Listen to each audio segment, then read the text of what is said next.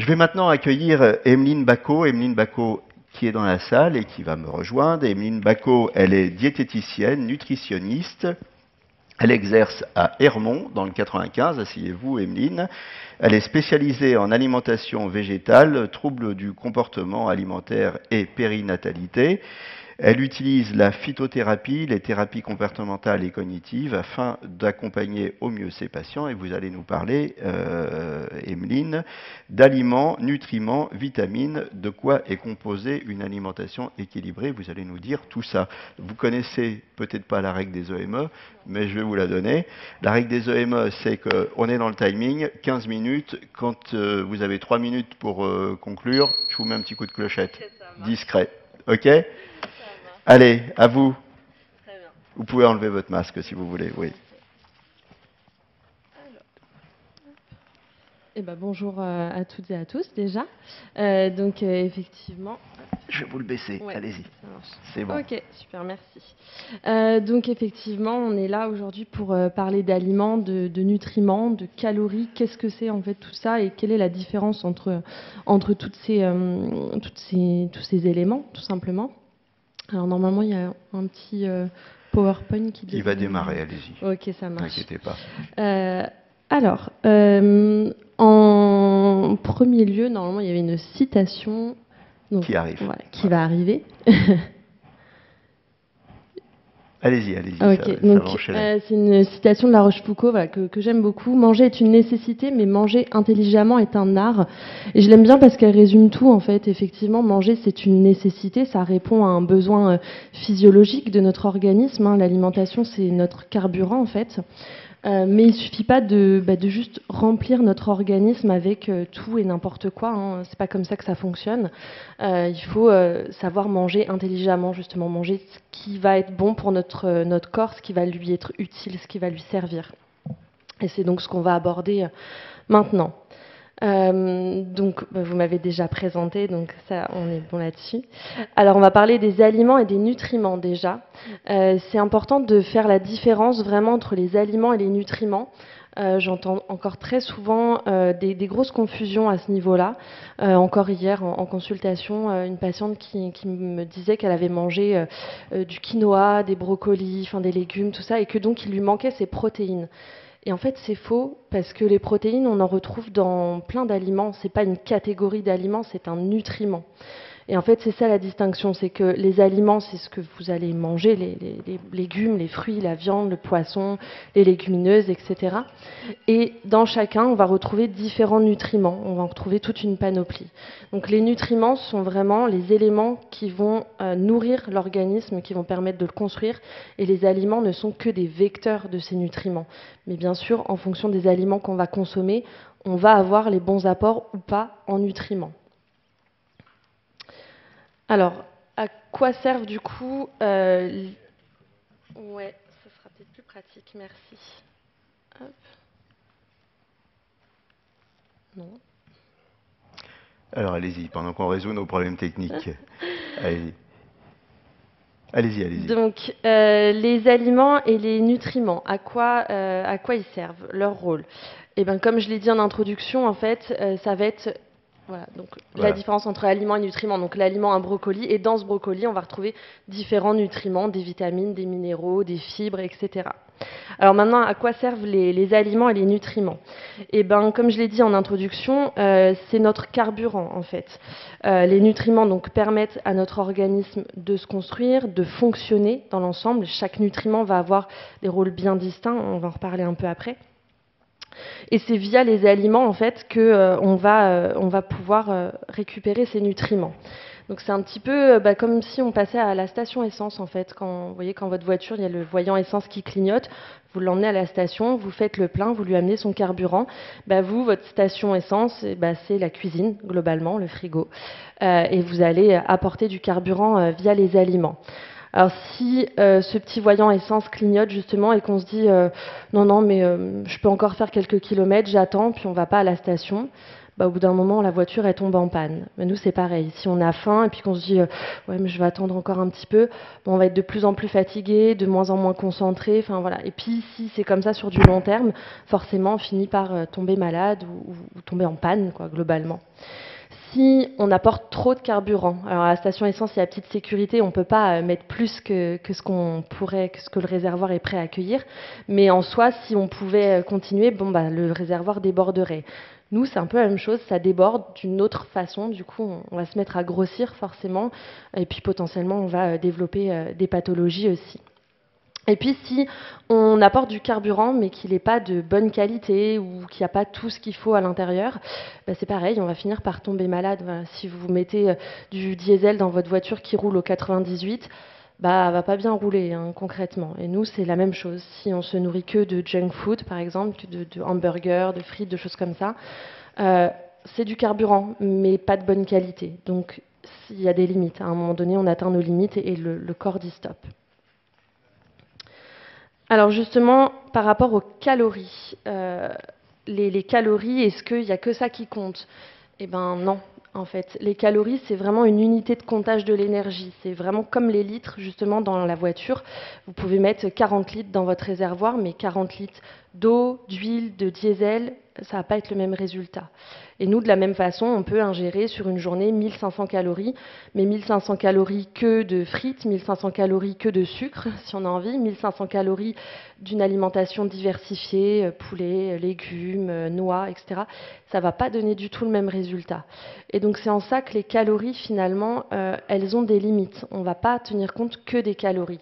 Il faut voir plus large, il faut voir au-delà des calories, il faut voir les nutriments, justement. Et donc il y en a qui apportent de l'énergie ou pas. Donc les nutriments, justement, énergétiques ou non énergétiques, voilà, on a globalement tous ces nutriments-là qui sont présents dans les aliments. Les nutriments donc dits énergétiques, qu'on appelle aussi macronutriments, c'est les protéines, les glucides, les lipides.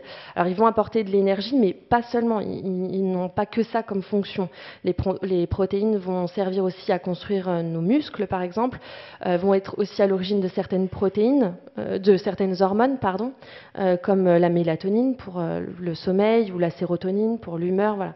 Si on manque de protéines, on manque aussi de ces éléments-là. Forcément, on ne va pas pouvoir construire nos hormones et nos muscles, etc. Les glucides servent globalement que à l'énergie, à apporter de l'énergie.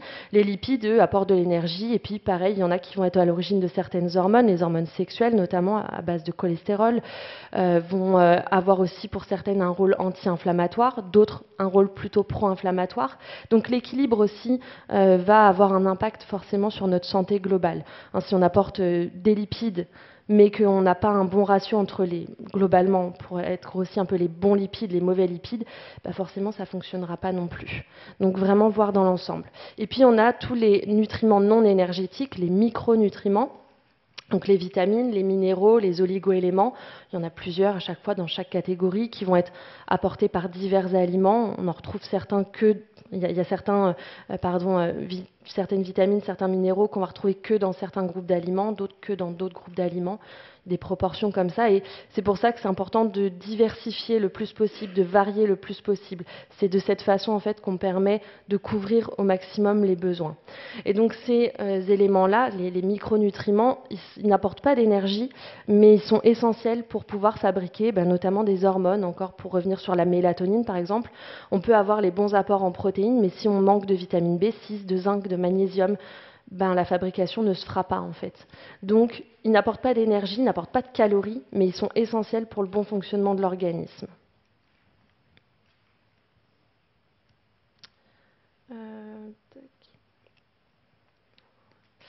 Donc voilà, c'est pour ça vraiment que les calories seules, ça ne compte pas en fait. On peut avoir 100 calories d'huile, 100 calories de lentilles, on n'aura pas les mêmes apports en nutriments, macro et micro.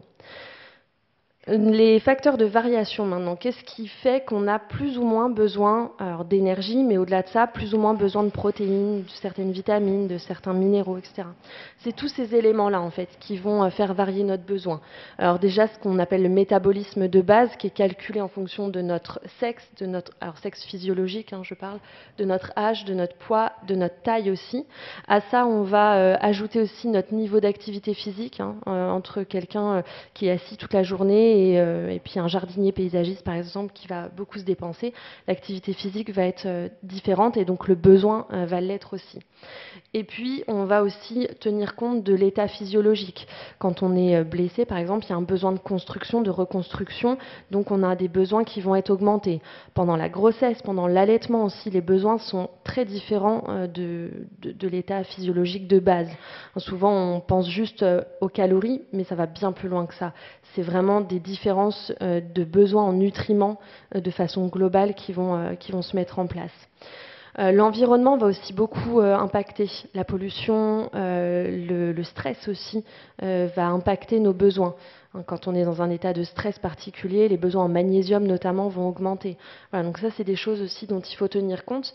Et puis un dernier élément qui là est beaucoup plus difficile à évaluer parce qu'il faut faire des tests bien spécifiques, mais la génétique va aussi impacter.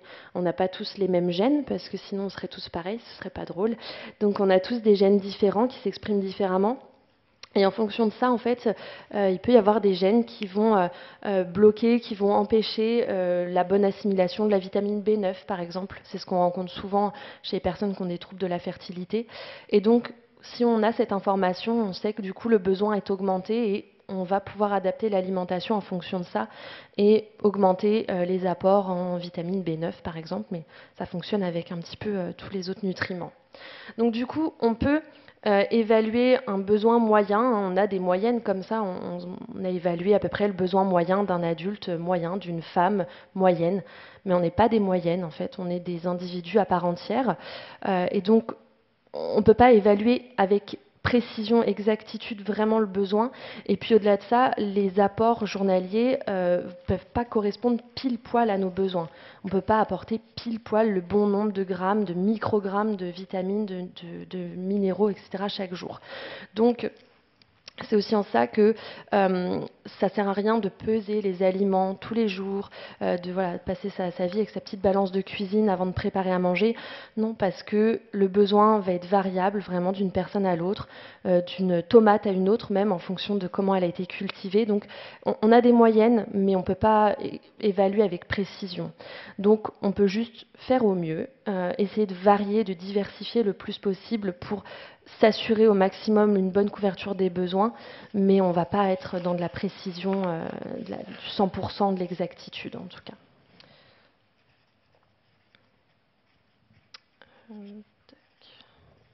Et puis, il faut aussi s'écouter, bien sûr.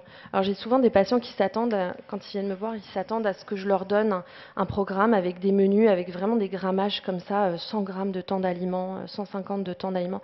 Mais en fait, ça ne fonctionne pas parce que notre besoin va varier aussi d'un jour à l'autre. Hein. Je le disais, ça varie notamment en fonction de notre niveau d'activité physique. Et notamment, si vous êtes le dimanche chez vous, que vous faites rien de particulier, voilà. Et puis le lundi, par contre, grosse activité physique au travail, puis vous allez à la salle de sport, déjà votre besoin va varier entre ces deux moments. Donc on ne peut pas avoir exactement le même apport chaque jour. Et puis il faut s'écouter aussi, écouter sa faim, écouter sa satiété. Si je vous dis de manger tant de grammes de tant d'aliments, mais qu'à la moitié vous avez déjà plus faim, ça n'aurait pas de sens de continuer de se forcer. Donc il faut aussi s'écouter, en fait. Un petit peu de bon sens là-dedans. Donc pour finir, qu'est-ce qu'une alimentation équilibrée ? Globalement, ça va être une alimentation qui va nous apporter tous les nutriments, toute cette panoplie de nutriments, c'est cette synergie en fait qui fait que notre corps va fonctionner correctement. Et donc il faut la bonne quantité. Donc on en revient, voilà, chacun est différent et puis il faut s'écouter. Et puis la qualité surtout, donc diversifier un maximum. Et puis vraiment prendre conscience qu'on est tous différents, donc on a tous une alimentation qui va être différente en fonction de ça. On ne va pas tous manger la même chose. L'éducation, les souvenirs aussi vont impacter, donc chacun va avoir une alimentation qui lui est propre. Voilà. Emeline Bacot, on peut l'applaudir. Je rappelle que vous consultez à Hermont. J'ai une mauvaise nouvelle pour vous, hein, c'est que les voitures, elles passent à l'électrique. Alors il va falloir réviser, il va falloir changer un peu la présentation maintenant. C'est ça. Je vous remercie beaucoup. En tout cas, Merci c'était passionnant et vous nous avez aidé à mieux comprendre ce dont on avait besoin et le bon sens qu'il fallait introduire dans tout ça. C'était passionnant. Je vous remercie beaucoup. Tant mieux. Merci à vous. Bonne journée.